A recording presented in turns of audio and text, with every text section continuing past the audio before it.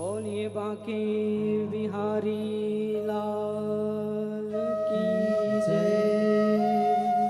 विदा लेकर भगवान द्वारिका आते हैं। धीरे धीरे समय व्यतीत हुआ। पांडवों ने परीक्षित का जन्म हुआ, नाम रखा परीक्षित।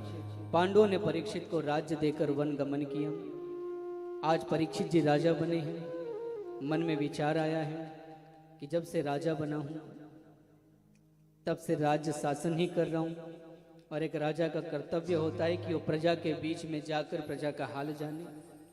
आज परीक्षित अपने कोषागार में गए और जहां पर सुंदर सुंदर मुकुट रखे थे राजा होके, उसमें से एक सुंदर मुकुट अपने माथे पे धारण करके वन की ओर चल दिए।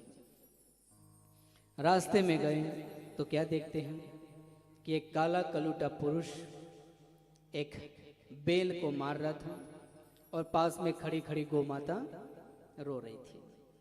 जब परीक्षित ने ये देखा कि मेरे राज्य में गो रो रही हैं, इसका मतलब मुझे राज्य करने का कोई अधिकार नहीं है। और जिस गांव में गोमाता रोड पर घूम रही है, उस गांव के लोगों को भी बिस्तर पे सोने का अधिकार है नहीं। गाय को हम क्या बोलते हैं? मां ता। और मां अगर इसी ठंड में रोड पर है तो बच्चों को नींद आती है, लेकिन आ जाती है। हमने क्या है ना कि कल बताया था, आज संक्षिप्त में बताकर आगे बढ़ूं। अगर आप लोग गाय की सेवा ना कर सको मत करना, लेकिन एक काम जरूर करना कि मार्केट से सब्जी लेकर आते हो पॉलिथीन में, लाते हो ना, और फिर मटर छिलके छिलके प्लास्टिक की पन्नी में भरे और कहाँ फेंके? रोड पर। और वो जो गाय आई उसने वो प्लास्टिक खाया और वो मरी। ये गाय की हत्या का दोष किसको लगा? किसको लगा? तो अब बताओ कि अगर परमात्मा कोरोना भेजे तो गलती क्या उसकी? आपने किसी गाय को मरते हुए नहीं देखा होगा जिसने प्लास्टिक खा रखा है। मैंने देखा है, क्योंकि गौशाला चलाते हैं तो स्वाभाविक है गायों के संपर्क में आते हैं। जो गाय प्लास्टिक खाती है ना,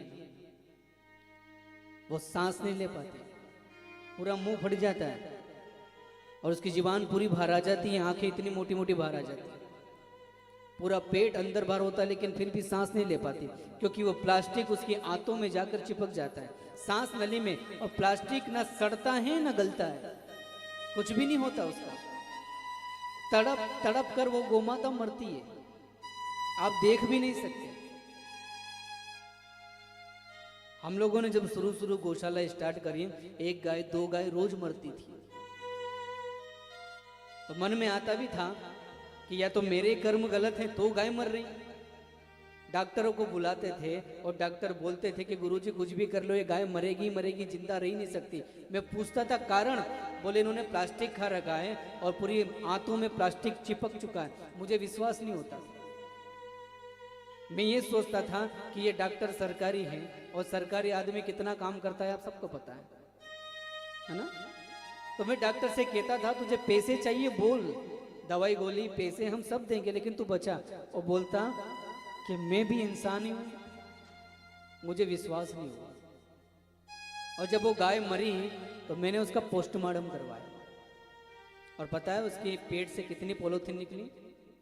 14 किलो पॉलीथीन उस गाय के पेट से निकली। अभी तक मैंने अपने मोबाइल में वो फोटो सेव करके रखे। अब आप बताइए कि 14 किलो पॉलीथीन किसको बोलते हैं? अब वो गाय खाए क्या बेचारी, जब पॉलीथीन ही पेट में भरी है। और हमारी थोड़ी सी गलती से हमने अपने जीवन में गौ हत्या का पाप चढ़ा लिया।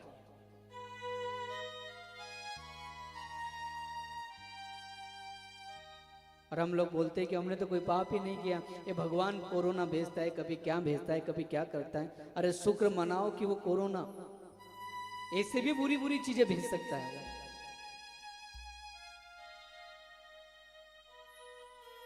कृष्ण की इस धरती पर राम की इस धरती पर आपने भागवत सुनी ना? भागवत में ऐसा कहीं भी नहीं लिखा है कि कृष्ण कभी गाय के आगे चले हों। जब भी कृष्ण चले गाय के पीछे ही चले। और कन्हैया के छोटे छोटे सखा कहते थे लाला तू आगे चला कर, पीछे मत चला कर। और कन्हैया कहते थे कि बेटा इतना बड़ा नहीं होता कि माँ बाप के आगे चले, बेटा तो पीछे ही चलता है माँ बाप के।